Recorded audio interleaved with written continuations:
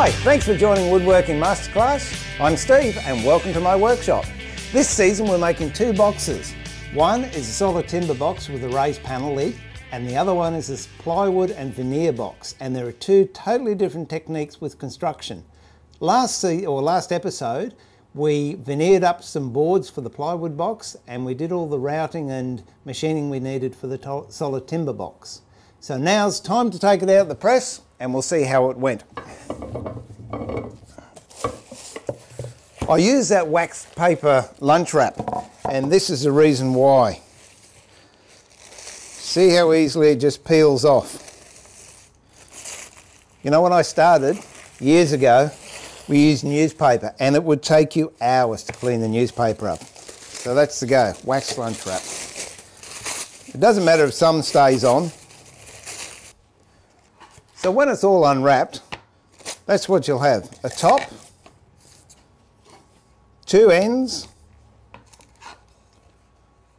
two sides, and a base. I don't know if I mentioned before, but these sides are done in one piece and these two ends were done in smaller pieces. The only reason being I had scrap ply and I didn't want to waste it. But if you can use a wider board, it's a lot easier to work with. Okay, now the top and the base we won't be needing for a while, so we'll just move all that off to one side. This is a box I make a lot of, so I make some templates, and the way I do my templates, I just draw all the measurements I need and make little jigs, which we'll cover later on, and mark all the markings. So they're all the markings I need for the timber box, and that's all I need for the veneer box. So now I've got to cut up the sides of the veneer box. So we'll go over to the bandsaw and line that up with the one that I've got set for the width of the sides. Plain one edge flat, so you've got a nice reference point. By the way, if you're worried about that, it's no need to worry because down the track that'll all disappear. So I'll just cut this up.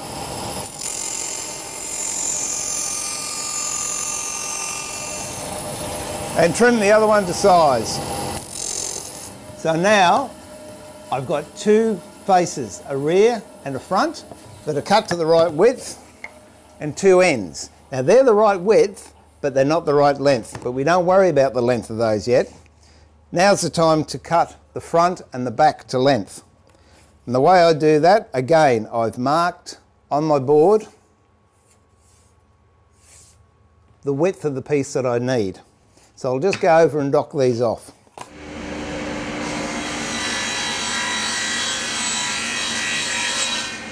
Okay, now they're docked to length. You put them up against the template, you can see they're the right size.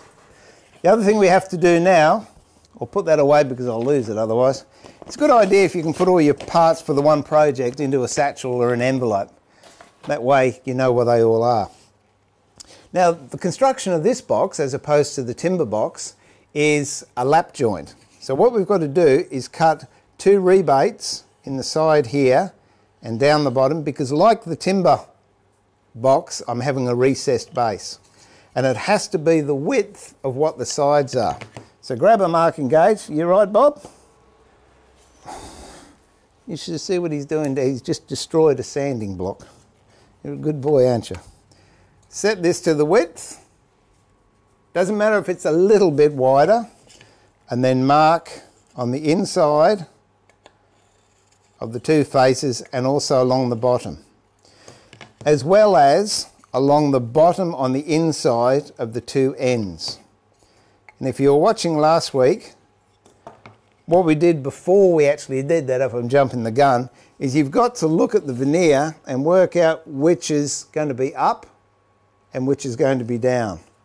For me, I think that looks better with that dark line up there, so I'll mark that as the base. And again, I like that white section up the top, so I'll mark this as the base. And that's personal preference. There is no hard and fast rules to it. What I'm going to do is cut on the table saw some just lines, saw lines down along those marking gauge lines that I made, and then I'll take the rest of the waste out with the router. The reason I cut down with the saw first is because then you don't get tear out in the veneer. So we'll just go over to the saw, we'll mark those, we'll go over to the router. I'll be using a straight bit, and then we can cut all the rebates. Okay, let's go. And as you can tell, I've done some saw cuts over the saw and taken a lot of the waste out. Now I'm just going to clean these pieces out, and then we'll put it over the router to clean it up.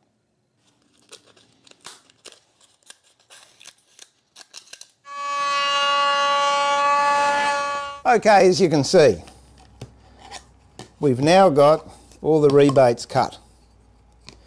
What you didn't see, and what I did do, was I cut these sides to length. Now the way you work that out is, you know what size your box you want the depth. In my case it's 230 mil. So what you do is get a ruler, measure how much meat you've got left here, which is 3 mil. So that means between the two of them that should be 6 mil.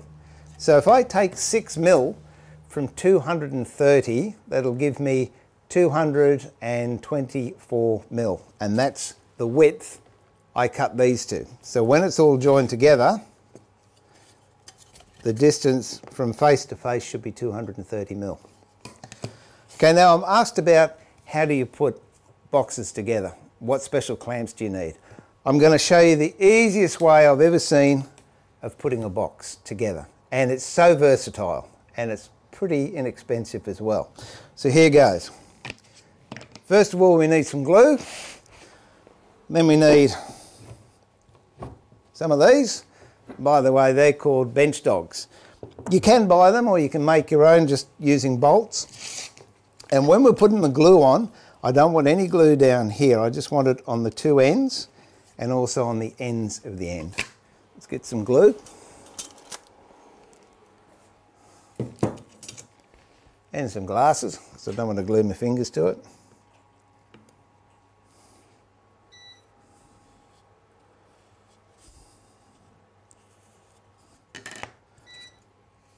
Glue both portions.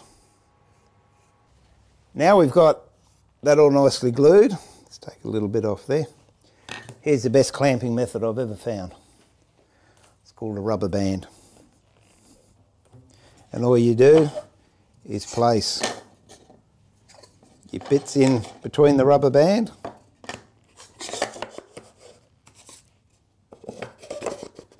Push it down, make sure it's flat. Push the dogs down. Maybe we need another one. Say one more for luck. Press that down on your bench so you know it's all square top and bottom. Get a hold of a square. Make sure it's square inside. And then we'll just put that and wait for the glue to dry. And I'll catch you after the break and we'll start working on the panel top for the timber box. Okay, see you soon. Hi, welcome back. Well, that's it for the veneered box. Last week what we did was we joined two bits of timber together to make the raised panel, and it's very, very high figured, and I've got a friend who makes extraordinary hand planes and he guaranteed me he can plane it with a hand plane. So come with me and we'll go over and meet Terry Gordon. Let's go.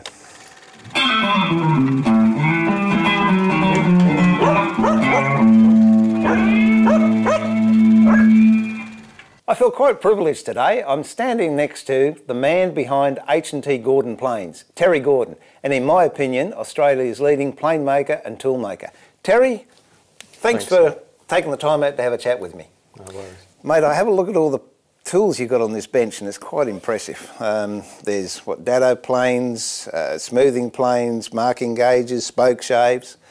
How long have you been making planes? Around about 19 years now. Okay, now I notice you've got really unique angles on the planes as opposed to, say, the metal-bodied ones.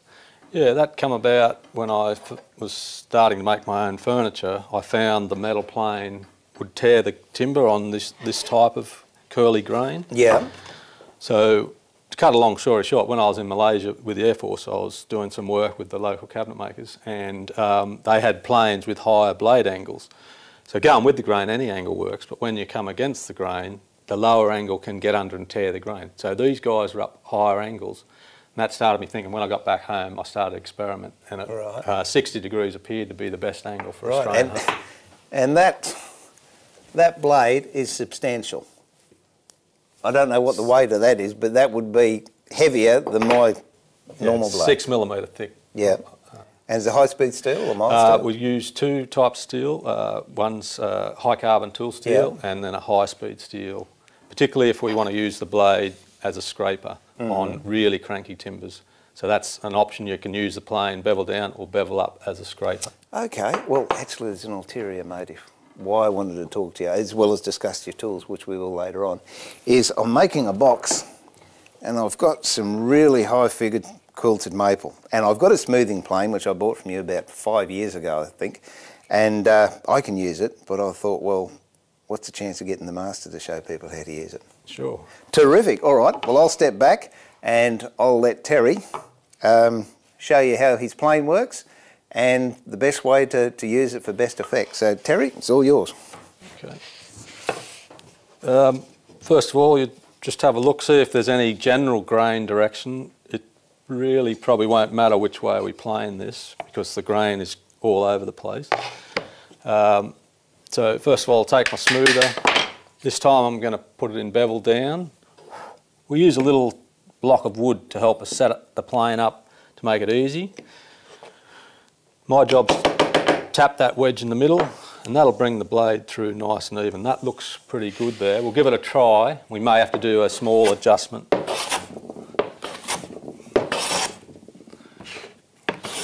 And I've worked out as high on those sides, so I'll plane that part first. I can see already the grain's coming up pretty nice. I'll just try it the other way just in case it is slightly better. I think it'll be best this way. And start looking at your shaving. Is it too thick? I might just back the blade off slightly by thumb on the wedge and a light tap there, and that'll draw that blade back slightly.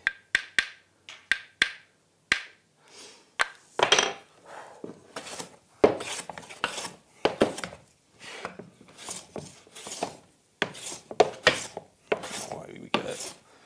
Very fine. I might just bring it up a tad.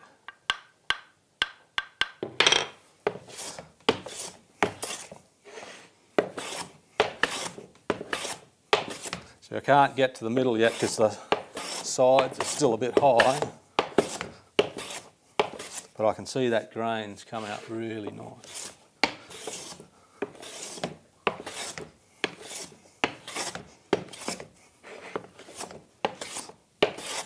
Let's go a little bit more, just to make it a little bit faster.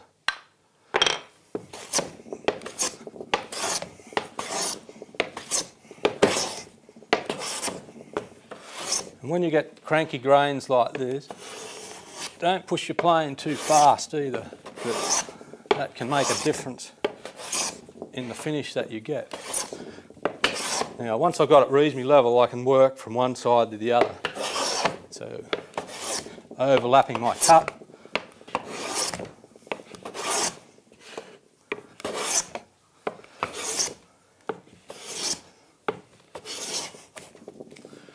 It's starting to look really good now.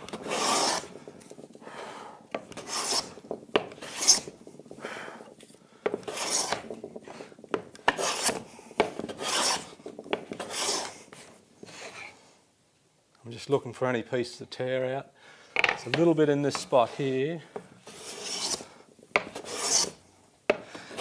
You can see that's what you're looking for, that beautiful full width shaving, nice and fine. As I get towards the end of the planing process, if there is any little bits of micro tear out, I'll get rid of that by just backing the blade off slightly. So I'll just bring that blade back once again, thumb on the wedge, light tap there.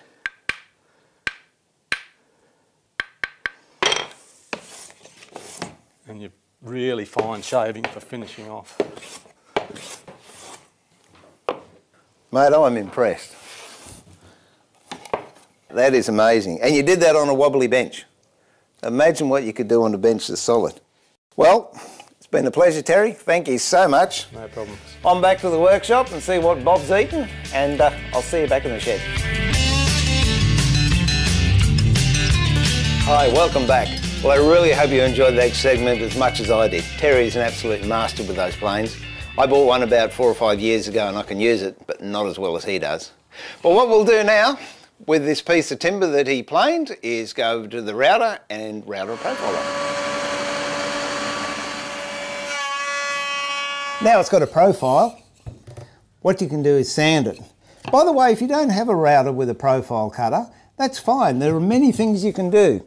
You can use a spoke shaped around the edge, or you could use a block plane, or you can get a scratch stock. So you're not just locked in with a router. You can do these panels with whatever tools you have available.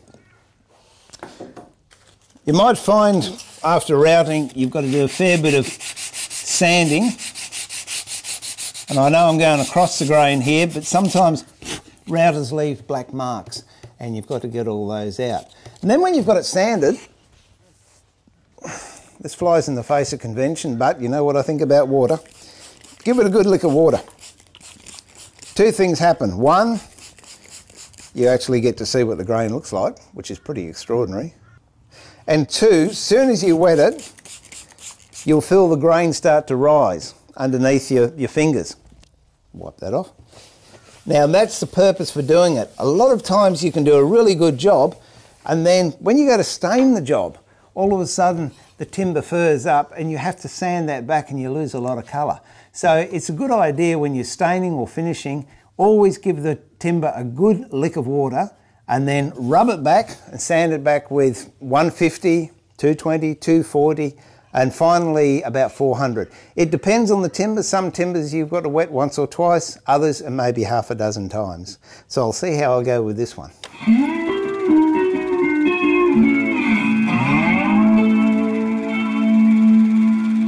All right, well I've wet this panel about 6 times now and I've just finished it with some 400, and if I wet it again, no fur is going to come up.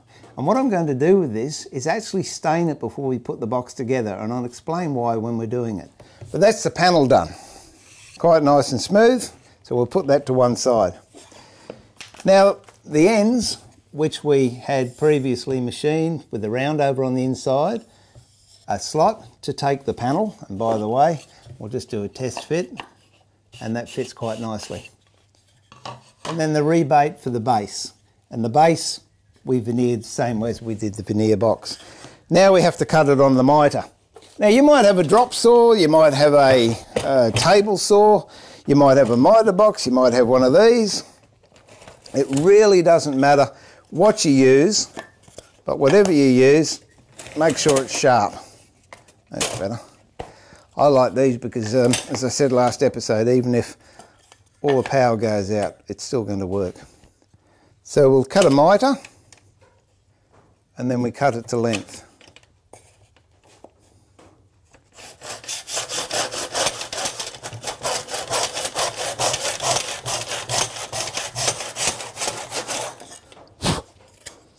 Clean that up with a bit of sandpaper.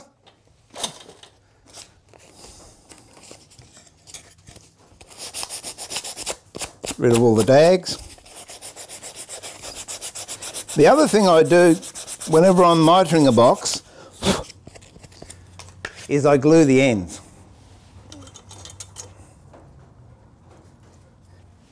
And the reason I do that is because it seals the ends, and when I actually glue it together, it gives me a much stronger joint.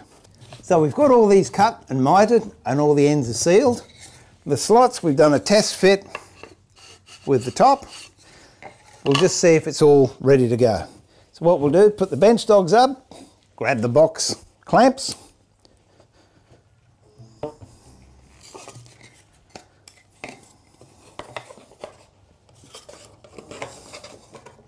the way I do this is you only have 3 sides up, top in, then put the last one in. And there we have. Just make sure all the corners line up nicely. If there's any gaps in the corners, you might just have to trim a little bit of that side of the panel or this side. Now, an important thing when we're gluing a solid timber box together is put a bit of glue underneath the panel and the top here. What that does, it holds this in position so if the panel is loose and rattles, it won't rattle, but it allows for expansion and contraction either side. That's why it's important to have a little bit of clearance on those slots that we cut. Now that's ready to go. I think we can glue it together. But before we do, one very important thing.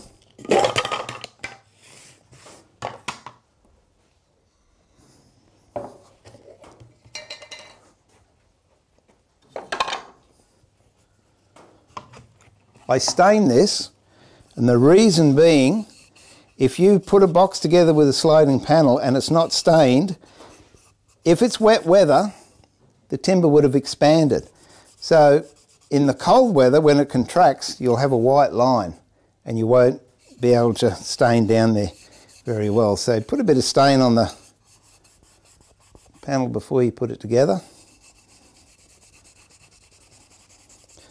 The stain I use, by the way, is Van Dyke crystals. It's a water-soluble stain and very nice to use and pleasant colour.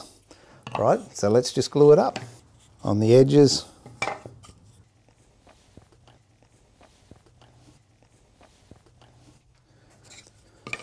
Okay, so I've got all the bits glued. Just move the stain over there so I don't knock it over because I'm bound to otherwise. Pop the dogs up. Lucky band. Always wear glasses when you're working with elastic bands too, because if they snap they can cause serious eye injury. Slide the panel in.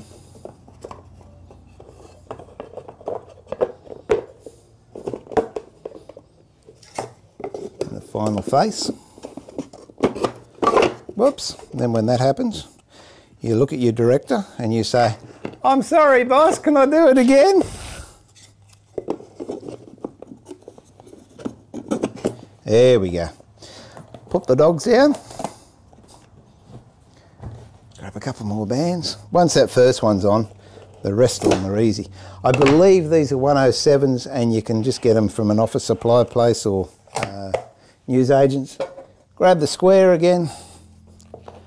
Make sure it's nice and square inside the box, which it is. Push it down. Make sure you're flush here on the top. And there you have it. So we've got two carcasses glued up, the veneer and ply, and also the solid timber one. So next week we'll do some more on them. Thank you for joining me so far. This is Steve, pulling the shed door down for another week and saying remember to keep it sharp, but more importantly, keep it safe.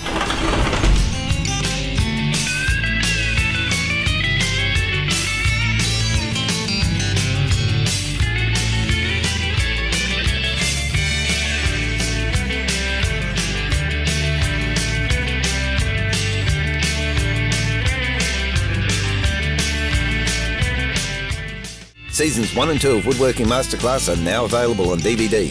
Call 31 Digital on 07 30 10 7331 or head over to the Woodworking Masterclass Facebook page to order.